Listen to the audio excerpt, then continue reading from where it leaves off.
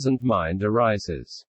The unpleasant mind lasts for the space of an instant and, having lasted, it disappears.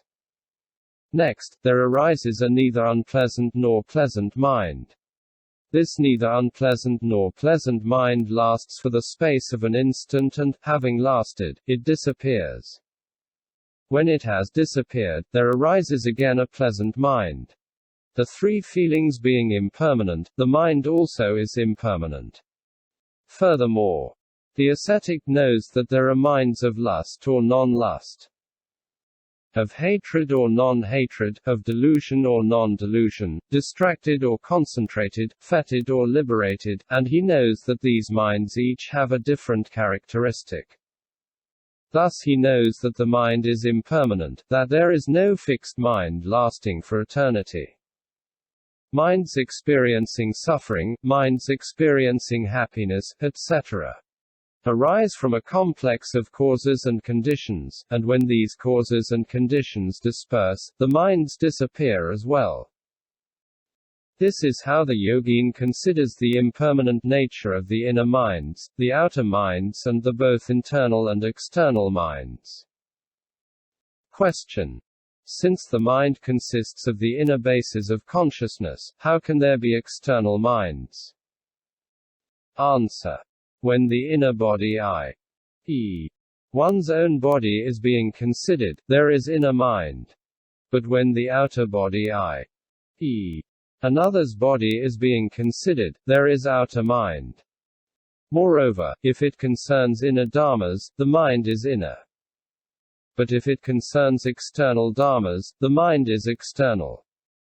Moreover, the first five consciousnesses always concern outer dharmas and, being unable to make distinctions, are outer minds. But the mental consciousness, being concerned with inner dharmas and distinguishing beauty from ugliness, is an inner mind.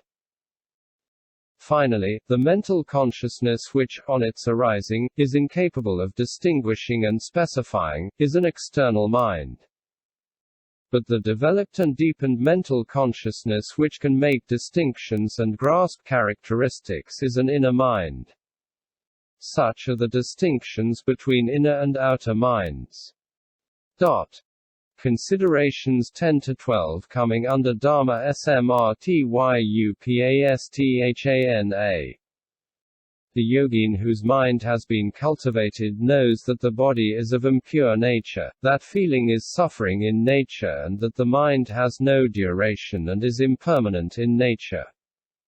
Nevertheless, not having yet broken through the fetters, he still happens to be aware of self. Then he has the following thought. If the mind is impermanent, who is cognizing the mind and on whom does the mind depend? Who is the master of the mind that is experiencing suffering and happiness? To whom does everything belong? Then he analyzes and recognizes that there is no master as a separate entity. One grasps characteristics in the five aggregates and, just for this single reason, one imagines the existence of a man and one produces the idea of me. From the idea of me comes the idea of mine, and from the idea of mine comes that of existence.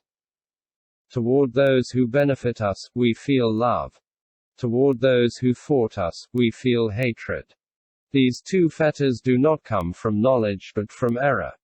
This is what is called delusion. The triple poison, love, hatred and delusion, is the root of all the passions. By means of egotism, one accomplishes meritorious actions in order, one says, that I may then be able to cultivate the auxiliary dharmas of the path and may be able to attain deliverance. The grasping of characteristics that occurred at the beginning is called the concept aggregate. Then out of egotism, one produces the fetters and the good formations called the formation aggregate. These two aggregates are the object of mindfulness of dharmas.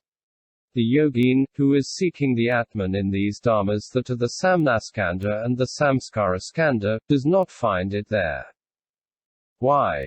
Because dharmas are the result of causes and conditions, are all of them conditioned dharmas and have no solidity. There is no true atman. The formations are like the trunk of a banana tree. Leaf by leaf it is examined, but no pith is found.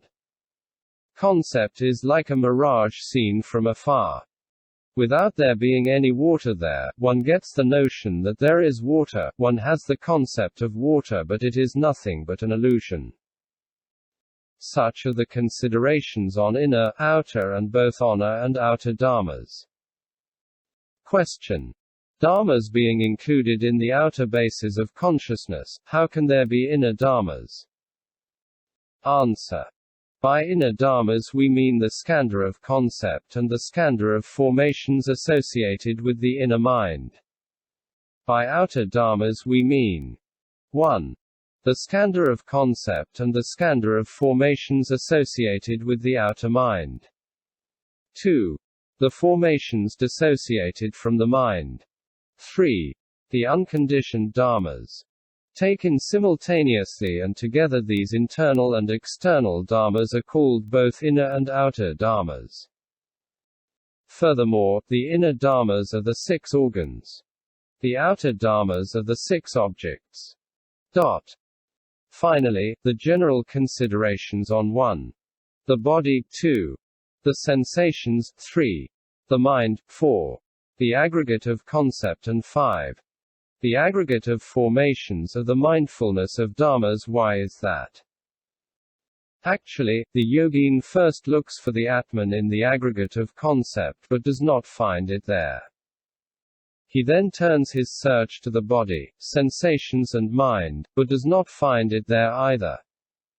In no matter what dharma, be it material or non-material, visible or invisible, resistant or non-resistant, impure or pure, conditioned or unconditioned, distant or near, coarse or subtle, the yogin seeks in vain for the atman but does not find it. It is only to the complex of the 5 aggregates that the name of being is given out of habit, and being is synonymous with atman. The self being non-existent, neither is there any mine, and, the mind being non-existent, all the passions are eliminated. Summary. A. The foundation of mindfulness of the body concerns all material dharmas. As a first approach, the yogin considers the inner material things as being impermanent, painful, empty and without self. As a second and third approach, he considers outer material things, then inner and outer material things likewise as being impermanent, painful, empty and without self. The other 3 foundations of mindfulness consider sensations, mind and dharmas as being likewise impermanent, painful, empty and without self, respectively. B. The concentration of emptiness associated with the inner considerations of the 4 foundations of mindfulness is called inner emptiness. The concentration of emptiness associated with the outer considerations of the 4 foundations of mindfulness is called outer emptiness. The concentration of emptiness associated with inner and outer considerations of the 4 foundations of mindfulness is called inner and outer emptiness.